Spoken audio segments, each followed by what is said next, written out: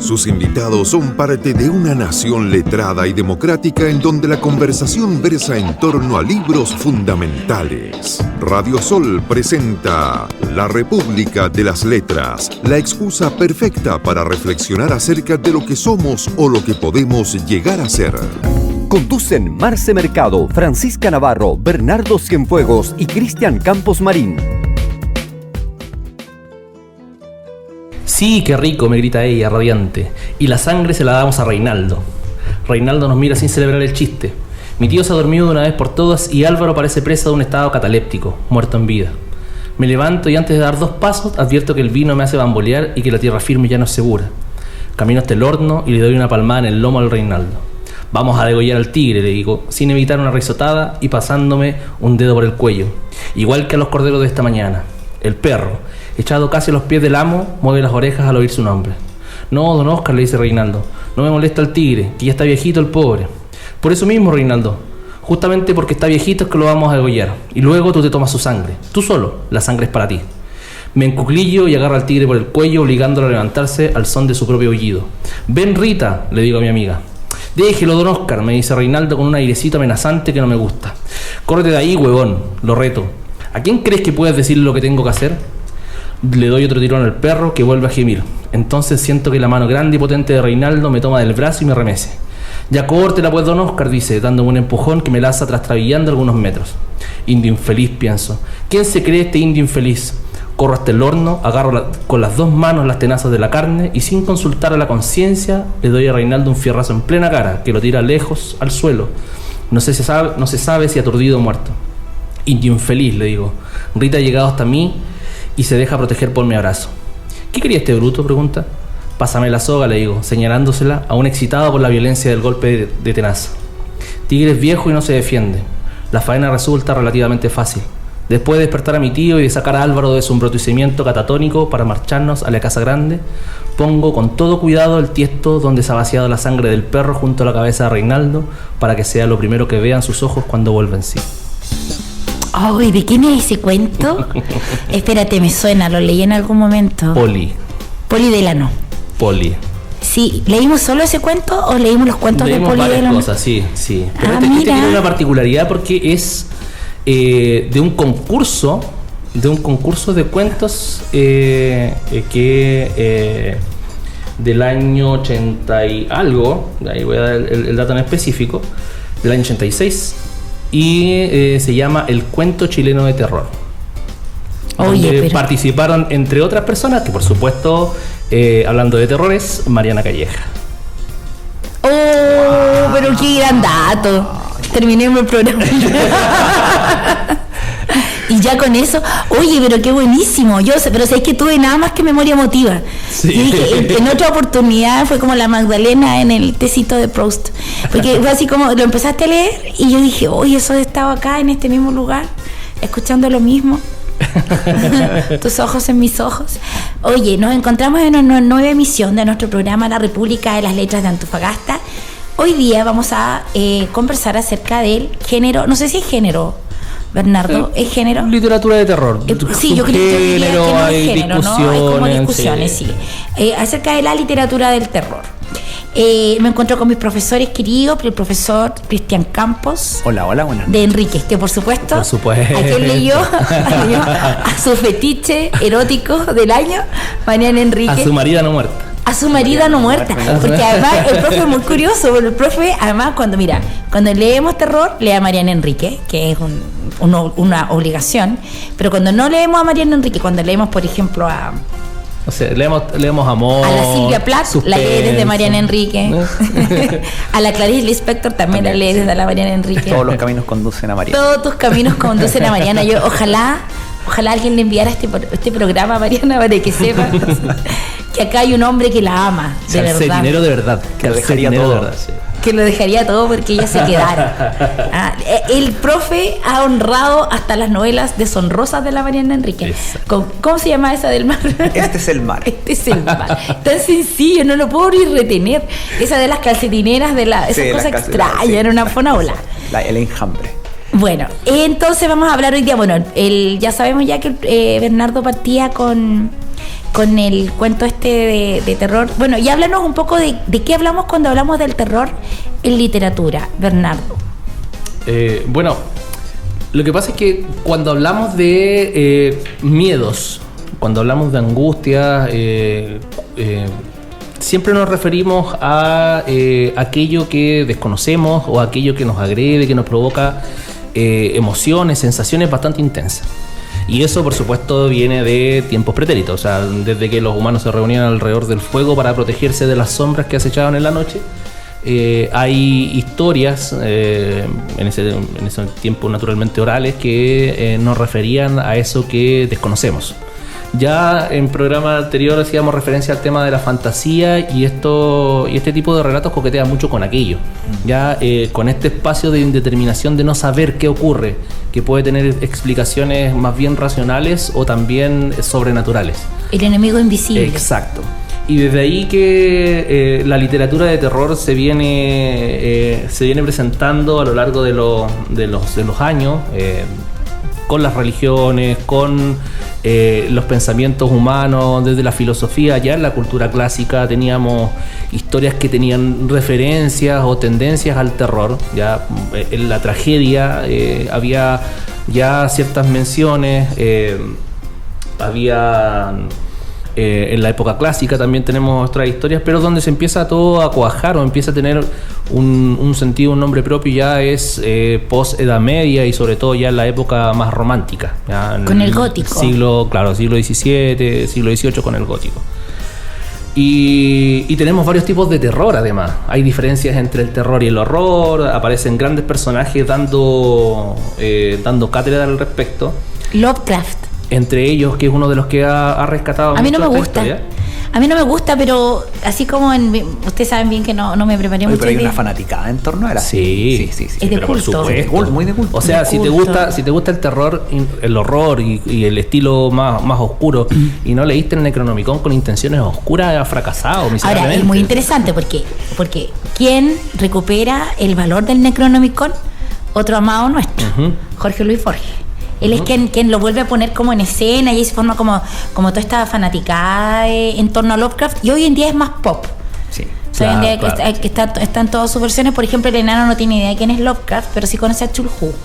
Porque hay así como múltiples versiones. Sí, por supuesto. Como el Allan Poe, lo mismo también te hace. Claro.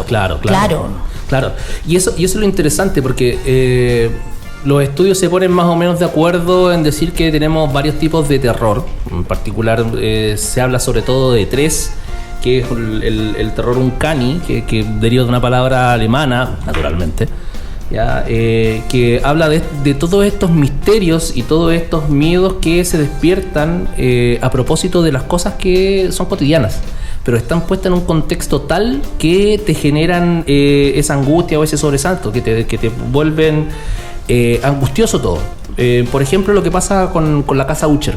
¿Se acuerdan que leímos el relato de la caída de la casa Usher de Edgar Allan Poe? Un lugar que es literalmente una casa al lado de un lago, que en un contexto parece todo muy bonito, muy agradable. En la pluma de Poe y en el contexto que está el relato es muy sombría, angustioso, y todo te genera mucha tensión. El segundo terror es el fantástico, que es que justamente ya parte del hecho de que hay cuestiones que son irracionales y uno las acepta como tal, ¿ya? Insisto, todo esto con matices, pero ahí aparecen muchos elementos sobrenaturales. Por ejemplo, monstruos, fantasmas, demonios, cosas por el estilo. Y el tercer tipo de terror, que es de los que a mí también me gustan mucho, es el terror psicológico. Ay, Stephen King. Cuando pasan esas cosas que en apariencia pudieran no pasar nada, pero que en realidad son terroríficas. Claro, ¿no? Y además todo está en tu mente, todo está en tu cabeza. Un ejemplo muy clásico es lo que ocurre con Dr. Jekyll y Mr. Hyde. Cómo lo racional se enfrenta a la parte más bestial o emocional de un sujeto, que lo lleva a hacer cosas al monstruo, que también es un tópico exacto, en el horror. Claro.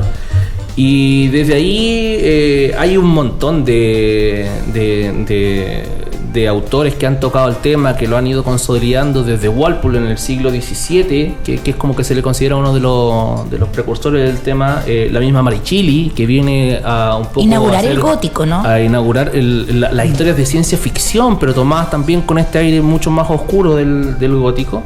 Y ya todos los que ustedes han mencionado, los contemporáneos como Stephen King y otros. Ahora, es interesante lo que pasa con esto en Chile, en las letras chilenas, porque justamente hay sujetos, hay autores y autoras que escribieron de este tipo de historias que no se les considera como tal.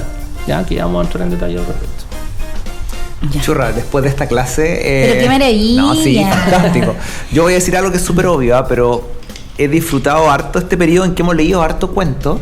Sí, por rechazo. Claro, ha sido bien rico porque finalmente en un periodo en donde uno siempre está como muy abrumado por diferentes cosas, de alguna forma un cuento te requiere, no sé, 30 minutos, una horita, en que tú te sentás y lees estas 30, 40 páginas y tiene todos los elementos, po. En este caso siento yo que, bueno, en el caso de la Mariana Enrique, a la que yo voy a hacer harta referencia hoy día, una vez más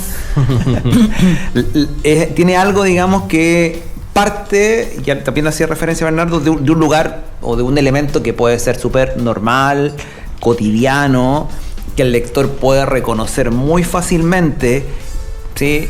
Una situación determinada y que en algún momento, ¡pum!, te dispara hacia otro lado, hacia lo sobrenatural, hacia lo extraordinario, hacia lo inquietante o hacia el horror. Y en ese sentido, en el caso de la mirada de la Mariana Enrique, es la realidad, logra ella instalarte la realidad social latinoamericana. O sea, no sé, una villa miseria, un río mega contaminado, no sé, una casa abandonada en un barrio determinado, una venganza infantil que parte desde ahí, una cuestión súper cotidiana, y de repente hace un tránsito hacia otro lado y te lleva. Lo que pasa es que la misma Mariana Enrique señala en una entrevista de que la literatura de terror en general es profundamente política, porque dice que es la literatura de terror la que justamente alude a elementos, a espacios, por ejemplo, que tienen que ver con espacios que son sombríos, que en general son pobres. O sea, no es la literatura de la Jane Austen.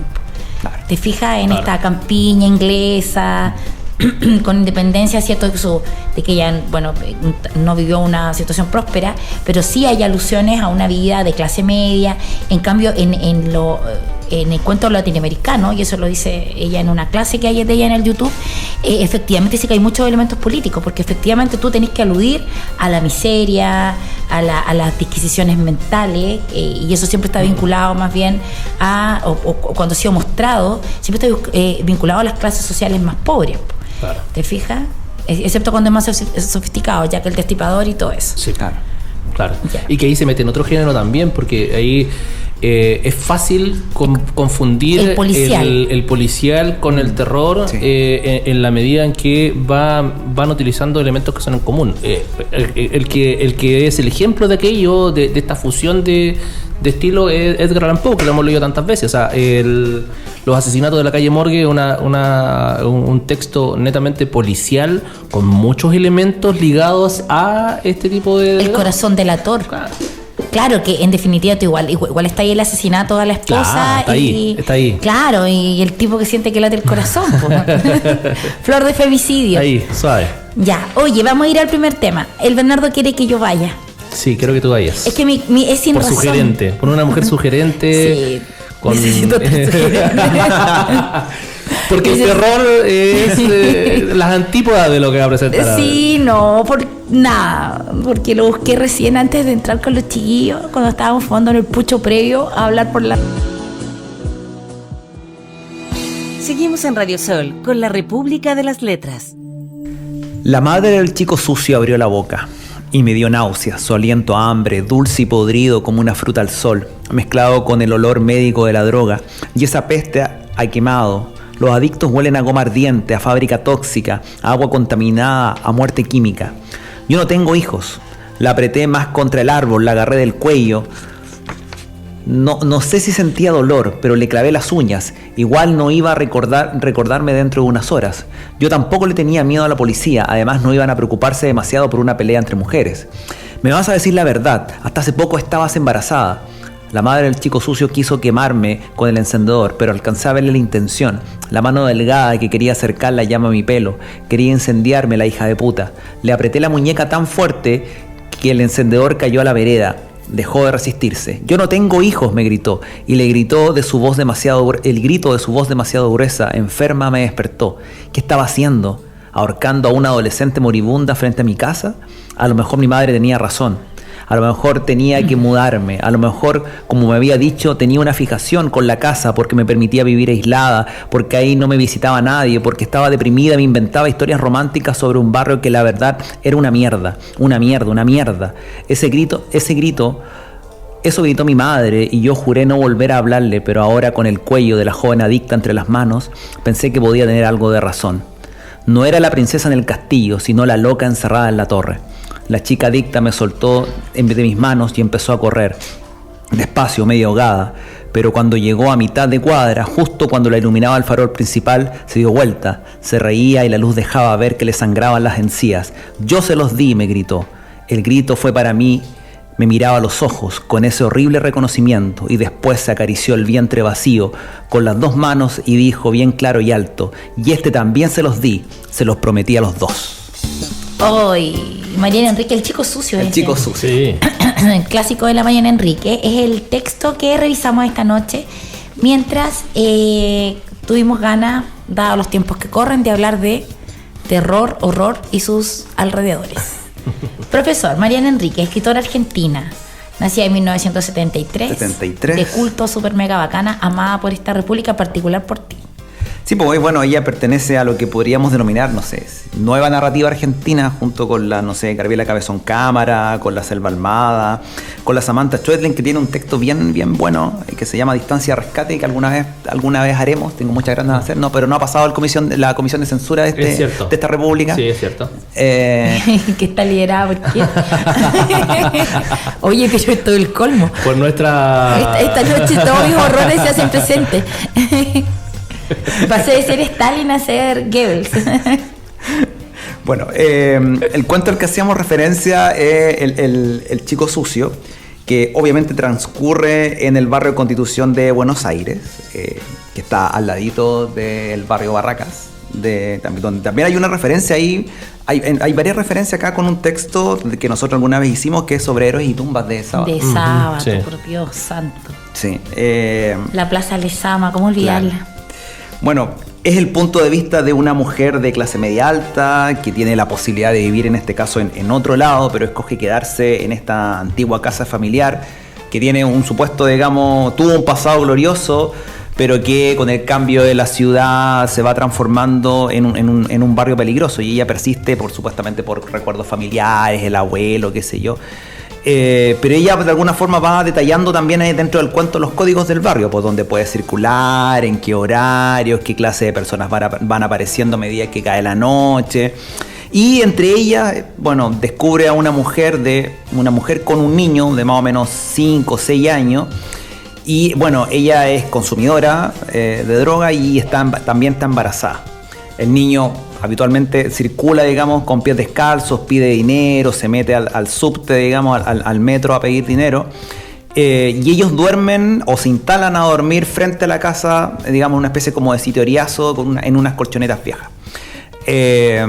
Una noche el chico toca la puerta, está solo, no sabe nada de la mamá, y la dueña de casa, en este caso la protagonista, le da de comer, lo lleva a comerse un helado, y en algún momento aparece la mamá. Ella se enoja, el chico también es mala onda con ella porque no dice nada, ella se siente muy herida, digamos, en su moral burguesa, y queda bien indignada con este niño. Y al día siguiente se da cuenta, digamos, de que ambos, mujer y niño, no está, y los comienza a buscar. Y en ese sentido, después ella empieza a cachar en las noticias que aparece un niño muerto, que ella inmediatamente lo vincula a este chico sucio, decapitado y con el resto del cuerpo sometido a toda clase de vejámenes, y todo el rato se está instalando la duda porque finalmente termina el cuento y uno no sabe si realmente eso no es el niño, o me estaré volviendo loca, y finalmente uno termina un poco medio asfixiado por esta especulación en un permanente juego psicológico, además que se repite en varios de los cuentos de este libro, que es Las cosas que perdimos en el fuego. ¿Este es el primer libro de cuentos de la Mariana Enríquez? No, el primero es Los peligros de fumar en la cama. Que ahí viene el cuento, es el que me gusta a mí. Claro, que es del año 2009. Este es del 2016. Las cosas que perdimos del fuego. Que lo conocimos gracias a una argentina que llegó al club de lectura en pandemia. Sí, cómo olvidarlo. De nuevo, para variar. Lo usual. Bueno, ahí está como este permanente juego psicológico. Hay otro cuento, por ejemplo, que se llama... pero caché que por eso al profe le gusta la Mariana Enríquez. Porque se enamoró de una lolita. Wow. Era una lolita de 18 añitos. Estudiaba literatura. En la UBA. Me hace quedar como el forro. Oye, o sea, puede ser incluso un piropo, depende de cómo lo tomen, ¿no? Sí, pero profe, yo solamente no, pero es que, mira, todos tenemos una suerte de memoria emotiva con el tema de los libros. Yo en algún momento leí a Harari, o sea, ¿podéis creerlo? Sí. Parce, igual he leído cosas peores. ¿Qué Harari? ¿Qué cosa? No sé, he leído autores peores que no podemos mencionar en público, porque podemos a riesgo de funar. ¿Pero qué? ¿Por qué? Porque a otra gente le gusta. No, porque de pronto cayó en nuestras manos, los leímos y... No, pero es que yo voy a esta pulsión que uno tiene de leer respecto de lo que te produce el lugar de enunciación del texto. ¿Te fijáis? Por eso yo menciono a Harari. Sí. Alguna vez, bueno, sí, es cierto. Igual inventé hoy, me parece súper interesante. Sí. Fantástico. Te regalé el libro. Sí, lo tengo ya. Bueno, aquí en este relato que yo hacía, bueno, no hay nada sobrenatural, por decirlo de alguna forma, pero está, digamos, el relato es poderoso porque de alguna forma te da como ese horror, digamos, de lo que podría ser real, y finalmente el juego psicológico, digamos, de lo que podría ser realmente te deja mucho espacio abierto. En otro cuento que yo lo mencionaba, que era, como te digo, esto del final de curso, que una niña, digamos, que se corta y todo el rato ella habla de una persona que no ve, que nadie ve. ¿Sí? Entonces se corta, no sé, en el colegio, porque el relato parte, digamos, de una niña, de una compañera de curso de esta niña. Lo que pasa es que Edgar Allan Poe, que es quien un poco el referente de la gran mayoría, no solamente de las personas que escriben horror y fantasía, sino que de la literatura universal, él es quien da los primeros visos de estos espacios conjeturales. Es decir, el horror en Poe, por ejemplo, cuando uno lee Edgar Allan Poe, los personajes nunca están definidos, nunca están descritos, sino que te va tirando como un par de cosas y tú empezás como, incluso eso mismo, al buen lector uno le va generando como ansiedad, porque tú tenés que ir viendo cómo copa ahí esos espacios y tú lo vas copando con lo incierto. Y lo otro que también juega muy bien muchos autores de los que hemos leído en este estilo, juegan muy bien con la posibilidad. O sea, hay un montón ellos pueblan sus relatos con un montón de elementos que son pura posibilidad de agresión, que pueden ser cosas tan naturales como un muñeco, y ya sabemos que se han hecho hasta películas de un montón de muñecos que terminan matando gente, pero a veces el muñeco simplemente está ahí para generar tensión en el relato y saber que en cualquier momento te puede saltar al cuello y nunca fue el muñeco, sino que era tu marido que te iba a matar, ¿cachai? Claro. Pero es interesante cómo juega, como cada elemento está muy bien puesto para explotar al máximo los temores. El simbolismo del que habla Bioy Casares en el texto, en el prólogo del texto que leímos la vez pasada. Ya, profe, sigue nomás instruyéndonos acerca de la Mariana Enríquez. Más. Bueno, entonces en este cuento que se llama Final de Curso, bueno, y queda ahí el espacio completamente abierto, porque finalmente esta niña, esta amiga, digo, en realidad no era amiga, sino que en realidad era como la espectadora de todo esto, y en algún momento la ve en el baño, hay una imagen que le sonríe y ella hace referencia a esto que nadie ve, como este personaje, digamos, que está y que la obliga un poco a cortarse, a automutilarse. Ella se obsesiona con la historia, la va a ver a la casa y en algún momento la historia se cierra cuando ella le dice, bueno, parece que ahora está contigo, ya no está conmigo, ya la ve bien, porque se arrancaba los pelos, se arrancaba las cejas, qué sé yo, y en algún momento ella, hasta que la encuentra, la va a ver a la casa y la ve bien, dice, bueno, ¿qué te pasó? No, si ahora yo estoy bien. Pero, bueno, ¿qué te decía? ¿Por qué te llevaba eso? No, mira, espérate un poco que ya te vas a enterar, porque también ahora él está contigo, tú lo vas a comenzar a ver. ¡Pum! Y ahí se cierra. Claro, y no sabéis tampoco qué pasa después, como el caso del chico sucio, cuando finalmente tampoco sabe si el Claro, chico si era o no. Y Sí. bueno, eso hace referencia también a un elemento que ella usa en el cuento que yo voy a ir en el tercer bloque, porque ya me decidí que voy a ir con ella, que es el asunto de los desaparecidos, y que ella además lo toca en algunos cuentos con una actitud abiertamente política, hablando de los desaparecidos de su propio país. También tiene cuentos que hacen referencia a los nietos que aparecen después a los nietos de los abuelos de la Plaza de Mayo, y también con este aspecto como conjetural. Pero también es interesante como en el cuento de terror, porque yo me puse a pensar qué cosas me daban terror. Soy una etapa existencial profunda en mi vida. Entonces, ponte tú, uno de los cuentos más aterradores para mí, así como de leer más aterradores, es uno de los cuentos de Horacio Quiroga, que va al lugar común, que es La gallina degollada. Entonces, si tú ves La gallina degollada, no encontráis ni elementos fantásticos, ni elementos de terror, sino que es una narración realista de una crudeza que responde a un contexto particular, que es la historia de estos dos hermanos que son tontos, una vez más niños. Es como, pareciera ser que también lo vemos en Henry James, en Los Otros. La película se llama Los Otros, la novela se llama Otra vuelta de tuerca, que la novela es más terrorífica que la película donde trabaja la Nicole Kidman, donde siempre todo aquello que esté vinculado a los niños, porque los niños deberían estar dotados de esta pureza, blancura, pulcritud, y en cambio de pronto es súper duro enfrentarte al acto de un niño, y en el caso de La gallina degollada, además de un niño que, producto de su discapacidad mental, puede llegar a repetir un acto hecho por el padre, que es degollar a la gallina, y terminar degollando a su hermana bella. Sí. Entonces, y ahí no tenéis ninguno de los otros elementos.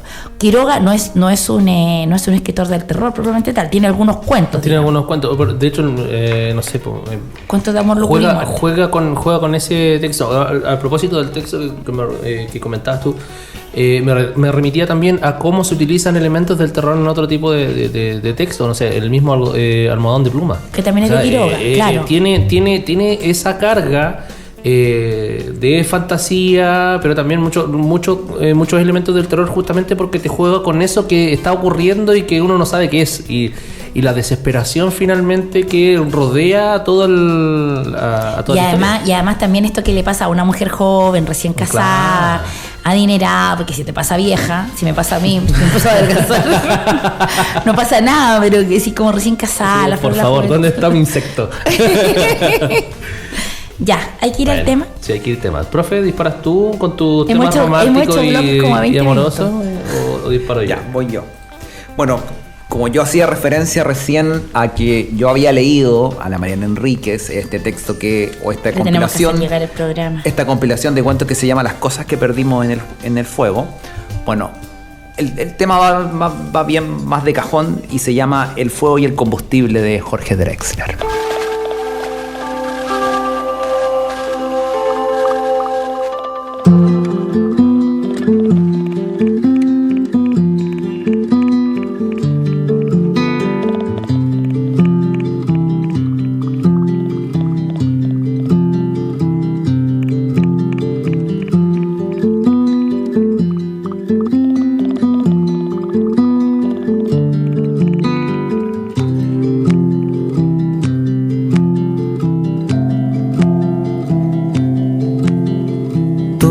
Las horas, todos los besos, cada recuerdo que fuimos echando en el fuego.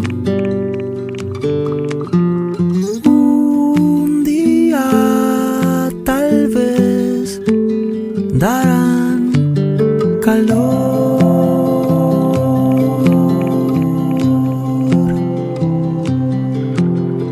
Cada lágrima, cada gota de sudor que el tiempo fue evaporando, sonará un silbato de vapor.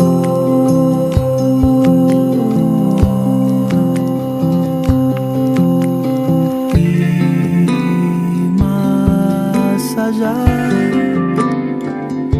del espectro visible, habremos sido el fuego y el combustible.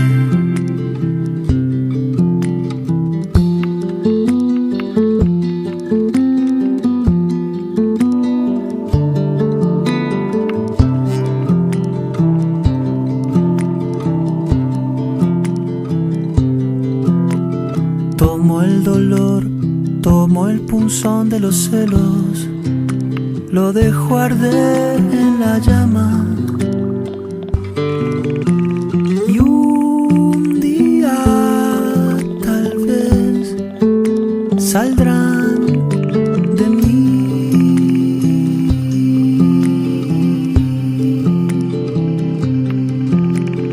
Y esta canción que se disipa en el viento como señales de humo,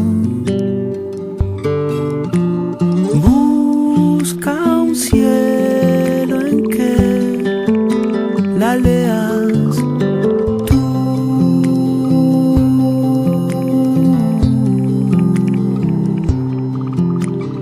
Y en uno más de los mundos posibles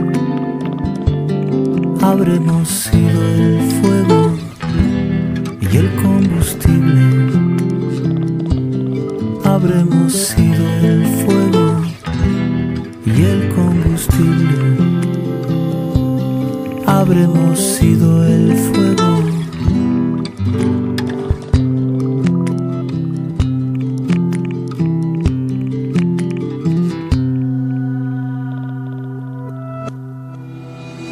Seguimos en Radio Sol con la República de las Letras.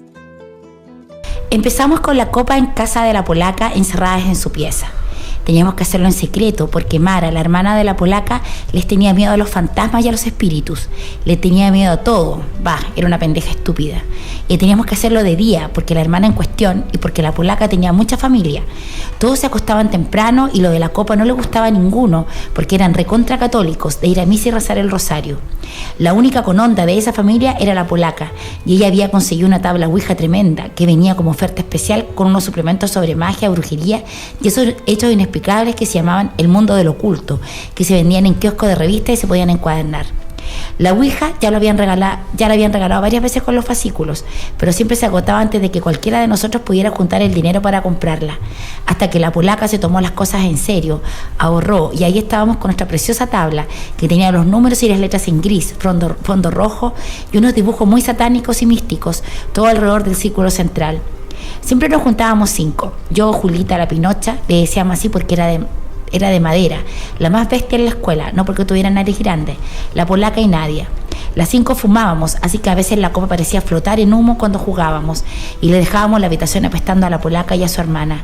Para colmo, cuando empezamos con la copa era invierno, así que no podíamos abrir las ventanas porque nos cagábamos de frío. Así, encerrada entre humo y con la copa totalmente enloquecida, nos encontró Dalila, la madre de la polaca, y nos sacó a patadas. Yo pude recuperar la tabla y me la quedé desde entonces, y Julita evitó que se partiera la copa, lo cual había sido un desastre para la pobre. Polaca y su familia, porque el muerto con el que estábamos hablando justo en ese momento parecía malísimo, hasta había dicho que no era un muerto espíritu, nos había dicho que era un ángel caído. Igual, a esa altura ya sabíamos que los espíritus eran muy mentirosos y mañosos y no nos asustaban más con sus trucos berretas, como que adivinaran cumpleaños o segundos nombres de abuelos. Los 5 nos juramos con sangre, pinchándonos el dedo con una aguja, que ninguna movía la copa y yo confiaba en que era así. Yo no la movía, nunca la moví y creo que de verdad que mis amigas tampoco. Al principio a la copa siempre le costaba arrancar, pero cuando tomaba envión parecía que había un imán que la unía a nuestros dedos.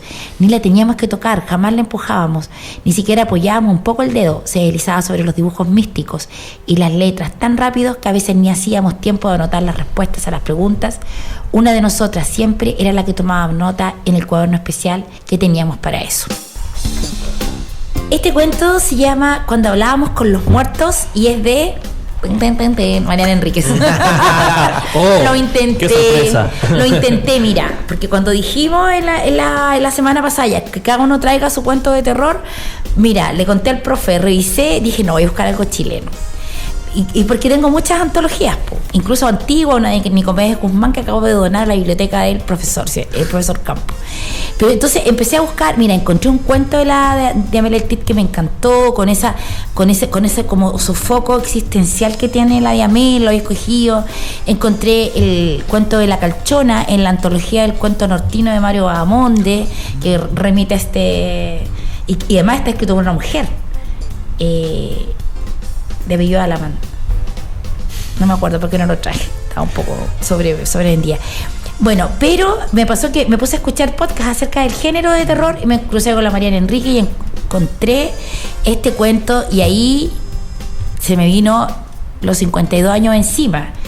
Porque los terrores están... yo no sé si tienen su origen o están fuertemente vinculados a nuestra etapa de niñez, ¿cierto? Le tenemos temor a la oscuridad, a la pérdida de los padres. Yo me acuerdo de mis temores, eran, por ejemplo, esta sensación de abandono.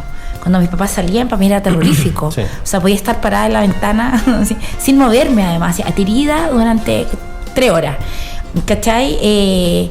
Eso eran mis temores. Por ejemplo, no tenía temor a una violación o que alguien me robara. No, tenía temores al abandono. Nunca le tuve miedo a la oscuridad. Pero descubrí con mi hermana latinoamericana Mariana Enríquez que mi infancia, ya cuando uno tiene 10 o 12 años, estuvo fuertemente poblada al temor político. Este cuento, cuando hablábamos con los muertos, es de un grupo de chicas que tienen como 12 años más o menos cada una, 5 amigas, que se juntan y empiezan a hablar con los muertos en búsqueda de los detenidos desaparecidos, porque las 5 tenían un detenido desaparecido al menos en la familia. Pero está contado en un lenguaje que es un lenguaje terrorífico y que a mí ahí sí es un vínculo total con mis temores de niñez. O sea, no sé, pues cuando uno salía y ponte tú decías Allende vive, me acuerdo la Villa Frey donde nosotros vivíamos en la casa de mi abuelo, y me acuerdo mi mamá tomándome la mano diciéndome, pero yo le decía, ¿quién es Allende? Y mi mamá me decía, eso no se puede decir muy fuerte, no puedes decir eso en el colegio cuando tú tenés 9, 10 años. Claro. Y luego ya cuando uno entra en la adolescencia, el producto del contexto, y me di cuenta que sí, mi propia historia, porque somos más o menos contemporáneas con la Mariana Enrique, estaba fuertemente vinculado. No tuve terrores de la falta de seguridad, sino que mis terrores estaban vinculados a cuando sacaban gente, camiones militares de las poblaciones. La Villa Frey se vivió en particular la desaparición de Vitario Mutarello, que es detenido desaparecido hasta el día de hoy. Y yo tenía 3 años, pero tengo el recuerdo seguramente por el horror generalizado, porque fue un día en la tarde. Entonces finalmente mis terrores de niñez estuvieron fuertemente vinculados a este tipo de cosas, y hasta el día de hoy, por ejemplo, cuando vivimos el estallido también, hoy en día las cosas que me siguen aterrando, pero así, cuando hablamos de aterrar, ese terror que te paraliza, el Bernardo fue testigo de eso el 12 de noviembre del 2019. Tienen aquellas cosas, por ejemplo, que llegan en relación con la violencia política, con los golpes de Estado. O sea, ahí mi terror llega al descontrol. Eso. Y este cuento me dio vuelta a la cabeza, me encantó. Bueno, más tiene un desarrollo magnífico. Después las descubren en un momento, al parecer ellas conectan con un detenido desaparecido, porque además él le empieza a dar datos, o sea, con esta copita que es la que ponen encima de la tabla Ouija, y se dan cuenta, y ella cuenta, además dice, y lo dice tan sutil, me dice, después revisamos y estaba en la lista del nunca más. ¿Te fijas? No dice nada más. Dice, nos dimos cuenta que estaba en la lista del nunca más, que es la lista que elaboraron luego de la dictadura, porque Argentina ha tenido un trato de la memoria que ha sido ejemplar. O sea, el día del golpe de Estado de ellos, el día de los derechos humanos. Entonces, bueno, y ahí entonces él le dice, el espíritu le dice que hay una de ellas que tiene que salir del cuarto, y bueno, tiene un desenlace maravilloso, y efectivamente la chica que este espíritu dice era una chica que había mentido, que no tenía ningún vínculo con un detenido desaparecido de verdad. Eso no, pero de verdad a mí me voló la cabeza, y seguramente, o sea, me llevó a explorarme así como internamente cuáles eran mis terrores mis terrores reales, y están fuertemente vinculados a la violencia política. Oye, es súper interesante cómo tú puedes transformar historias de distinta índole en historias que son de terror, o una alta carga de elementos de terror, o que te llevan a ese espacio. Por ejemplo, en este texto que yo les mencionaba respecto a esta que funciona como una antología, ya el cuento chileno de terror, que nace de un concurso que rescata 12 cuentos de distintos autores, me encontré con la sorpresa de que tiene uno de esos textos que es de uno de mis autores favoritos, que es Nicolás Ferraro. Nicolás Ferraro, ya de aquel territorio, que nació en Palpa Unión, todo el tema. Y resulta que este autor toma una historia bíblica, en este caso el relato de Lázaro, y lo transforma en una historia de terror, ¿ya? En el sentido de que cuenta el relato, casi literal, de lo que había ocurrido con Lázaro justamente después de que Jesús lo despierta, y lo cuenta en primera persona, desde la voz de Lázaro, y cómo toda la gente lo mira con horror, con miedo, porque estaba muerto, porque estaba pálido, y porque realmente lo único que había hecho era responder a la voz de quien lo había llamado de vuelta a la vida. Por lo tanto, pero viviendo el proceso de deterioro natural, claro, de la muerte. además ponerlo en ese contexto, mencionando a sus hermanas, y uno hacia la mitad del cuento recién va descubriendo que se está refiriendo justamente a este personaje bíblico, que uno lo conoce en otro contexto completamente distinto. Por lo tanto, es magnífico cómo toda la realidad te da la oportunidad de transformarla en cosas oscuras, y en que te llevan a esos espacios de tensión que te rememoran estos miedos infantiles, estos traumas incluso, sí, que nos complican a todos. Ahora, yo creo que la realidad siempre es oscura. Naturalmente. Estoy totalmente de acuerdo. Sí, la felicidad no existe. Bueno, no, un discurso no. Sí, pero a mí me parece súper atractivo, por ejemplo, de estos cuentos a los que hacíamos referencia, es que no hay un afán panfletario, no hay un afán pedagógico entre no decirte, mira, ni moral, claro, ni moral, no. Mira, esto pasó, digamos, esto te voy a enseñar lo que es una bella miseria, no sé, más ratito yo voy a hacer referencia a un cuentito que se llama Bajo el agua negra, donde, mira, te voy a enseñar cómo los policías tiran cuerpos de adolescentes a un río, que es más o menos la historia del cuento, sino que son parte de la historia, los desliza, los convierte en este como horror de lo cotidiano, pero de alguna forma son historias que tienen la fuerza y la potencia de lo que realmente podría suceder, digamos. Es que ¿sabéis qué pasa? Que la realidad es horrible, y con Mariana Enrique lo podemos ver, digamos, porque como tú dices, no hay un afán, no, o sea, acá, o sea, ella no está haciendo un discurso político, está lejos, o sea, ella, el repente que quiere escribir terror, y lo maravilloso es que lo hace nada más creando un lenguaje que es personal, que yo creo que es la grandeza de la Mariana Enrique, o sea, ella crea un lenguaje que es personal. Entonces, por ejemplo, tú que eres tan Mariana Enrique, tú ya, a mí me pasa con la Yamela, o sea, ya hay cosas que te parecen códigos, ¿te fijas? Claro. O sea, que te refieren, tú sabes el campo semántico o la carga semántica que tiene esa palabra. Entonces tú, a través de la palabra, no necesitáis generar grande, como por ejemplo, como Lovecraft. Ahora, es algo que también hace muy bien Ray Bradbury.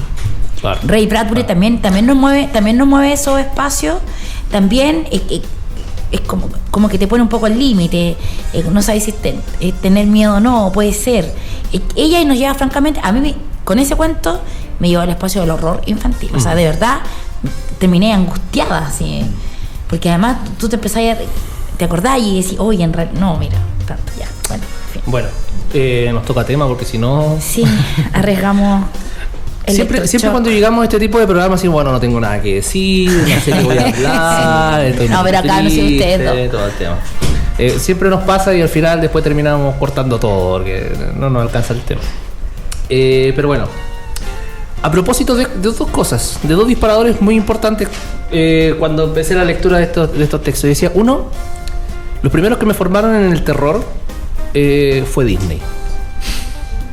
Porque una de las primeras películas a las cuales yo les tuve mucho miedo fue Alicia en el País de las Maravillas.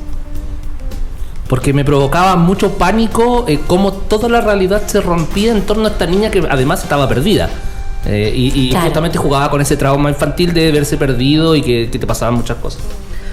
Y no poder volver. Además. Y lo segundo, que también memoria emotiva mediante, recordar que mi abuelo tenía en un rincón de su pieza, con ese olor a cigarro fuerte pegado en las paredes y toda esta construcción que uno se forma de los espacios de los adultos desde la niñez, tenía un montón de revistas del Dr. Mortis, que son el referente del terror en Chile. Ya en la radio y por supuesto con esta revista. Mi abuelo, tengo que hacer, en este punto tengo que hacerle el homenaje a mi abuelo. Tenía el quirquincho y la papaya. Maravilloso. Te lo juro. Te lo juro y me lo prestaba. Y justamente por eso yo dije, bueno, ¿qué podría colocar? Bueno, una de las piezas que musicaliza Disney y que anima es una pieza de música clásica, que por cierto también la formación de la mitad de lo que es mi interés por la música clásica está en este tipo de obras audiovisuales. Vamos con una pieza de Mussorgsky. La radio para los grandes sueños. Seguimos con la República de las Letras. He decidido empezar a escribir una especie de diario. Me permitirá recordar algunas ideas y sentimientos que no puedo contarle a nadie. Pero, más allá de eso, estoy ansioso por registrar las cosas extrañas que he oído y visto durante todos estos años de soledad en este viejo e insólito edificio. Durante un par de siglos, la casa ha tenido mala reputación. Y hasta que la compré, nadie había vivido en ella durante más de 80 años. En consecuencia, obtuve la vieja finca por un precio ridículamente bajo. No soy supersticioso, pero he dejado de negar en esta vieja casa el hecho de que ocurren cosas que no puedo explicar. Y por lo tanto, necesito sosegar mi mente escribiendo y tomando buena nota de ellas, lo mejor que sepa. Aunque, si algún día alguien leyera esto, mi diario, el lector no haría sino menear la cabeza con la convicción de que estaba loco. Qué antigua esta casa, muy antigua, aunque su antigüedad sorprende de menos, quizás que lo pintoresco de su construcción, que era curiosa y fantástica en grado superlativo. Predominan en ella las pequeñas torres y pináculos curvos cuyos contornos sugieren agitadas llamas, mientras que el cuerpo del edificio tiene forma circular. He oído que hay una vieja historia que la cuenta la gente del campo y que dice que fue el diablo quien construyó la casa. Que sea como quiera, verdadero o falso, ni lo sé ni me importa, salvo que debió contribuir a abaratar la propiedad antes de llegar yo. Cuentos de terror. ¿Ese de quién era, Bernardo? Este es de uno de las dos personas que sí o sí había que mencionar en este programa a propósito de lo que provocaron, del legado que tienen. Este texto es de William Hodgson, ¿ya? Quien inspira la obra de Lovecraft. ¿Ya? Es uno de los primeros autores que instala el terror y el horror más bien cósmico, que empieza a jugar con la imposibilidad de conocer lo desconocido, de enfrentarse a esos espacios que van más allá del poder humano. O sea, esto de decirte, mira, eres pequeño, miserable, estás sobre una roca, tu vida es un estornudo para el universo, no significas nada, báncatelo. Qué bonito, ¿sabes? Eso, tu día es un estornudo para el universo. Claro, el tipo además... en tiempos de coronavirus. Además, Hodgson tenía la particularidad que fue fotógrafo, fue escritor, fue militar, marino, y además se dedicó al área mística, ¿ya? También como pasa un poco con Lovecraft. Por eso es uno de los referentes más importantes de la literatura del terror y el horror. Y el segundo, una mujer, por supuesto, Daphne du Maurier, que también es muy conocida porque hay un caballero que también es más o menos conocido, un tal Hitchcock, que toma sus obras como referencia para hacer películas como Los pájaros. Wow. ¿Ya? Que son tremendas obras. Hoy hacía una clase. Sí, fantástico. El profe la Mariana Enrique y Bernardo ahí. Oye, sí, da clases, cobra, me llaman. Y le hacemos módico precio. Sí. Ya, oye chicos, estamos súper en la hora, supongo. Ya nos miran feo. Sí. Ya, recomendaciones. O sea, yo necesito, ahora correría a comprarme el libro de la Mariana Enrique, donde está este cuento que lo tuve que leer de internet. Ese cuento al que sigue referencia está en Los peligros de fumar en la cama. Ya, lo necesito. ¿Y está acá en Antofagasta? Difícil. Si lo encontráis, tenéis que comprarme 2 copias. Ya, bueno, pero la próxima semana voy a Santiago. Ver a la Fran. Yo tengo también una recomendación contemporáneo. Jesús Diamantino tiene una novela que se llama Los que susurran bajo la tierra. Perfecta. Sí, pero a ti te gusta Lovecraft. Sí, claro. Sí, no, lo mío es más la Mariana Enrique, Bradbury, sí, en el fondo es el horror y la crudeza de lo cotidiano. En el fondo es prender la tele y ver los matinales, ¿no? Más o menos. Claro, o sea, si los matinales le pusieran poesía y en Chile hubiera el gasto público que tiene Argentina en educación pública, entonces nosotros tendríamos Claro. estaríamos narrando las historias, así que sería bastante más entretenida. Oye, un tal Baldomero Milillo también utiliza las claves del horror en sus textos. Si uno analiza Subterra, Subsole, sus cuentos. O sea, ¿a ti te parece ahí, que la compuerta número 12? A mí me parece. Oye, ese es un uno de caballo mis siendo terrores. devorado por los A mí la insectos. compuerta número 12 era una de las cosas que me produjeron ¿Cierto? así, un terror abismal. Un niño No sé si amarrado a una terror, compuerta. pero abismal, así eso terrible. claro, si miras, Sí. si miras mucho el abismo comenzará a mirarte y te verá dinero para una cerveza. Ya, chicos, no sé qué vamos a leer la otra semana, ni siquiera sabemos si existiremos todavía la próxima semana. Es cierto, sí. Hoy Sí, más que no. nunca. Más que sabemos. nunca, la indeterminación es total y absoluta. Ya, cariños a todos. La Escuelita Rebelde, Club de Lectura, que vamos a tener nuestra semana rebelde. Va a partir el 14 de noviembre hasta el 18, con liberación del libro, Cine Club Rebelde de la Escuela de Periodismo, Club de Lectura Rebelde, martes 15 a la 1 de la tarde en los puestos de periodismo. Vamos a rememorar aquel día cuando partimos, leyendo el mismo texto, La Granja de los Animales, sí, por sí. si quieren empezar a leerlo. Lo esperamos a todos, vamos a tener algunas cositas para picar. Lo nuestro en el Club de Lectura va a cumplir 3 años. Nuestra escuelita rebelde, ahí, viento en popa. Nuestros niños a quienes abramos. El Club de Boquitas Pintadas de la Chima, están todas mis señoras maravillosas del barrio transitorio. Cariño, Oye, las millones de personas que nos colaboraron para los dulcecitos de gente que nos ha llevado ropa, teníamos los cabros re pobres de ropa y le agradecemos, sobre todo a nuestros lolitos. Libros, la Mayeta Morales ayer donó libros para la liberación. Ya, esta ha sido la República de las Letras. Muy buenas noches. Buenas noches. Que estén muy bien. Fue La República de las Letras. Hasta la próxima semana, cuando nos reunamos en torno a los libros en un viaje imaginario por un mundo sin límites. A preparar las maletas. Conducen Marce Mercado, Francisca Navarro, Bernardo Cienfuegos y Cristian Campos Marín.